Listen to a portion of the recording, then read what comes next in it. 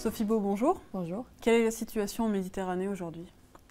Alors en Méditerranée centrale, qui est l'axe sur lequel nous sommes présents avec notre navire, l'Ocean Viking, il y a beaucoup moins de traversées sur 2019 que sur les années précédentes, donc on est sur une baisse des traversées, et pourtant une hausse du taux de mortalité.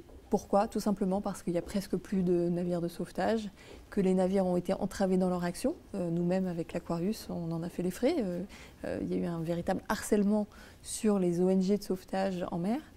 Et donc moins de bateaux, tout simplement, de sauvetage. Les gens meurent beaucoup plus puisqu'il n'y a personne qui peut les secourir. Et cette traversée entre les côtes de Libye et l'Italie, elle est absolument infranchissable avec ces petits bateaux pneumatiques ou en bois qui chavirent, qui se dégonflent et qui ne sont pas du tout viables et aptes à faire cette traversée. Là, aujourd'hui, vous êtes en train de faire une opération de sauvetage. Est-ce que vous pouvez nous la raconter un petit peu? Cette nuit, on a secouru 39 personnes qui étaient sur une embarcation en détresse. Donc, ils sont à bord de notre navire, l'Ocean Viking. Et au total, c'est presque 31 000 personnes qui ont été secourues depuis le début des actions de SOS Méditerranée, grâce à l'action des citoyens européens. Parce que là où les États sont défaillants, les citoyens européens ont décidé de se mobiliser autour de cette association de sauvetage. Grâce à leur action, on a pu quand même secourir toutes ces vies. Donc c'est insuffisant par rapport à l'ampleur des besoins, mais c'est quand même une action qu'il faut saluer. Et alors, les migrants sont parfois ramenés en Libye, c'est un peu la tendance que voudrait avoir l'Union européenne, voudrait impulser l'Union européenne. En quoi c'est un problème de les ramener en Libye?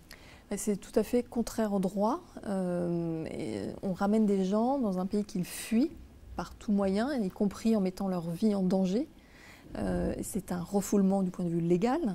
Ce sont des personnes qui, très souvent, vont demander l'asile et qui fuient ces camps de détention en Libye où ils sont parqués, où il y a des réseaux de traite humaine qui sévissent. Pour pouvoir quitter ces camps, ils payent des passeurs. Pour pouvoir embarquer sur des bateaux, ils payent les passeurs. Ensuite, ils sont interceptés par les gardes-côtes libyens. Et les gardes-côtes libyens vont les remettre dans ce même circuit des camps de détention et de traite humaine qui viennent de fuir. Donc en fait, si vous voulez, c'est absurde, c'est cynique et c'est effrayant parce que les conditions sont atroces que nous décrivent tous les rescapés.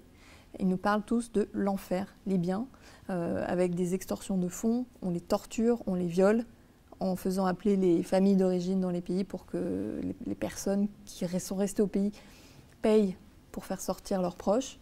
Et évidemment, pour sauver leurs proches, cet argent arrive, donc ce système continu est entretenu. Et par ailleurs, les gardes-côtes libyens sont financés, formés, équipés, avec des dizaines de millions d'euros, on est à peu près à 400 millions d'euros, par l'Union européenne, pour intercepter ces bateaux et les ramener en Libye, alors même que c'est contraire au droit maritime et au droit des réfugiés.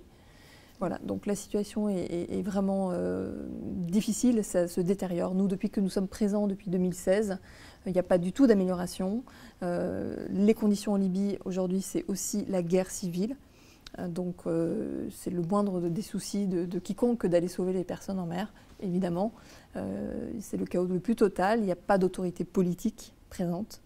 Et les réseaux de traite humaine fleurissent dans ces conditions. La situation est vraiment très dure pour ces migrants. Il y a environ entre 700 000 et 1 million de personnes, on estime, d'après les estimations des Nations Unies, qui sont présentes en Libye et qui pourraient potentiellement être amenées à prendre la mer si elles n'ont que ce moyen-là pour fuir. Donc il faut absolument aussi faire quelque chose pour cette situation en Libye.